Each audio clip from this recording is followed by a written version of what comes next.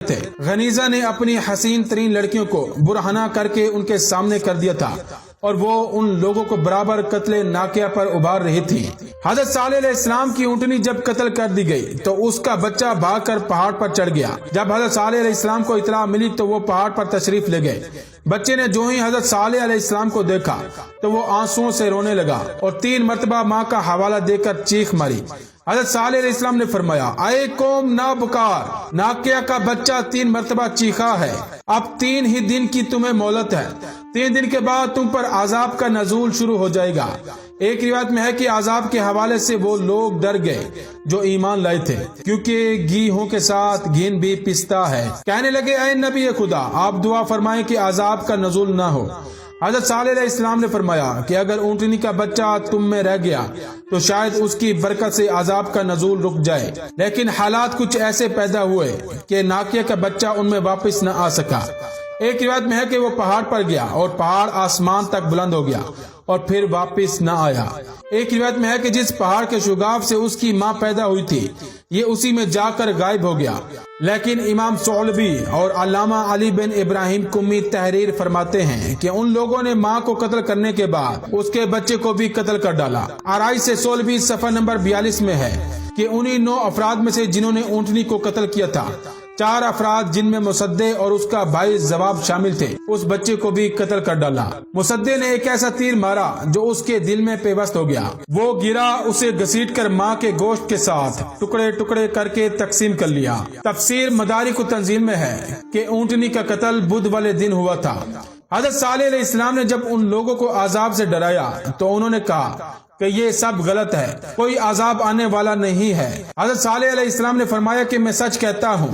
انہوں نے کہا کہ اگر سچ کہتے ہو تو اس کی علامت بتاؤ۔ انہوں نے فرمایا کہ اس کی علامت یہ ہے کہ ایک دن تمہارے چہرے زرد ہوں گے، پھر دوسرے دن سرخ ہو جائیں گے، پھر تیسرے دن سیاہ ہوں گے، اس کے بعد عذاب نازل ہوگا۔ وہ 9 افراد جو ناکیہ کو قتل کر چکے تھے انہوں نے فیصلہ کیا کہ صالح علیہ السلام کو بھی قتل کر ڈالا جائے تاکہ قصہ ہی ختم ہو جائے۔ چنانچہ یہ لوگ ایک پہاڑ میں جا کر چھپ بیٹھے۔ ان کا خیال تھا کہ جب صالح علیہ السلام ادھر سے گزریں گے تو ان کو اسی جگہ قتل کر دیا جائے گا، لیکن خداوند عالم نے ان پر پتھر گرا دیا اور سب مر گئے۔ ان لوگوں کے مرنے کی اطلاع جب قوم کے دیگر افراد کو ملی تو یہ سب جمع ہو کر مسجد صالح پہنچے اور اسے گھیر لیا اور فیصلہ کر لیا کہ آج صالح کو ضرور قتل کر ڈالیں گے۔ لیکن ان میں جو ایماندار تھے ان سے کہنے لگے کہ حضرت صالح علیہ السلام نے جب 3 روز کے بعد نزول عذاب کا حوالہ دیا ہے تو بہتر یہ ہے کہ 3 دن انتظار کرو، پھر جب عذاب کے آثار نمایاں ہوں گے تب تم کو خود باز رہنا ہوگا، کیونکہ ان کے قتل سے عذاب میں شدت پیدا ہو جائے گی، اور اگر آثار عذاب نمایاں نہ ہوں اور ان کا کذب ظاہر ہو جائے تو بے شک جو چاہنا کرنا۔ ان لوگوں کی یہ بات مان لی گئی اور حضرت صالح علیہ السلام کا قتل رک گیا۔ یہ لوگ قتل صالح علیہ السلام سے عارضی طور پر دست کشیدہ ہونے کے بعد اپنے اپنے گھر واپس آ گئے اور بڑی بے چینی کے ساتھ رات گزار کر صبح کی منزل میں داخل ہوئے تو ان کے منہ بالکل زرد ہو گئے تھے۔ انہوں نے آپس میں فیصلہ کیا کہ نزول عذاب کے آثار ظاہر ہو گئے ہیں، اب ہم کو چاہیے کہ صالح علیہ السلام کو قتل کر ڈالیں، عذاب تو نازل ہونا ہی ہے۔ چنانچہ یہ لوگ پھر حضرت صالح علیہ السلام کے تعاقب میں نکلے۔ حضرت صالح علیہ السلام کو جب ان کے عزائم معلوم ہوئے تو وہ اپنی مسجد سے نکل کر ایک بت پرست ابو حدب نفیل کے مکان میں پناہ گزین ہوئے۔ اس نے کافر ہونے کے باوجود ان کی او بھگت کی اور انہیں پناہ دے دی۔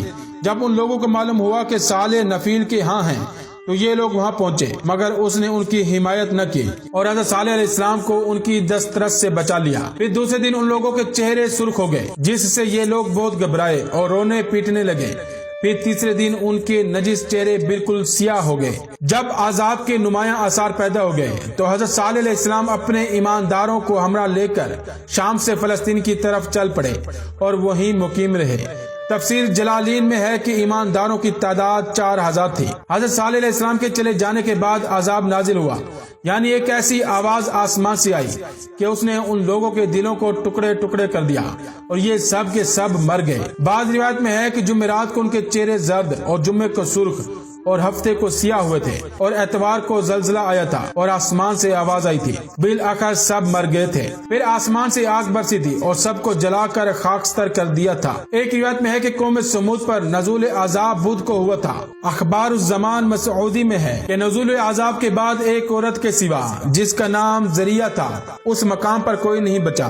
یہ عورت مفلوج تھی، عذاب کے بعد صحت مند ہو گئی اور وہاں سے بھاگ کر وادی القرا پہنچی جو حجاز اور شام کے درمیان واقعہ ہے، اور وہاں کے لوگوں سے سارا واقعہ بیان کیا۔ جب سب کچھ بیان کر چکی تو اس نے پانی مانگا اور پانی پیتے ہی مر گئی۔ روزۃ الصفا تبری اور سولبی میں ہے کہ اسی قبیلے کا ایک شخص ابو رغال مکہ معظمہ میں تھا، جب تک وہاں رہا زندہ رہا اور جب وہاں سے نکلا تو مر گیا۔ حضرت جابر بن عبداللہ انصاری کا بیان ہے کہ غزوہ تبوک میں جاتے ہوئے آن حضرت صلی اللہ علیہ وآلہ وسلم نے محتوب وادی سے گزرے تھے تو فرمایا تھا کہ اس مقام سے جلدی نکل چلو۔ ایک روایت میں ہے کہ رسول خدا صلی اللہ علیہ وآلہ وسلم نے اسی سفر میں ابو رغال کی قبر کی بھی نشاندہی فرمائی تھی۔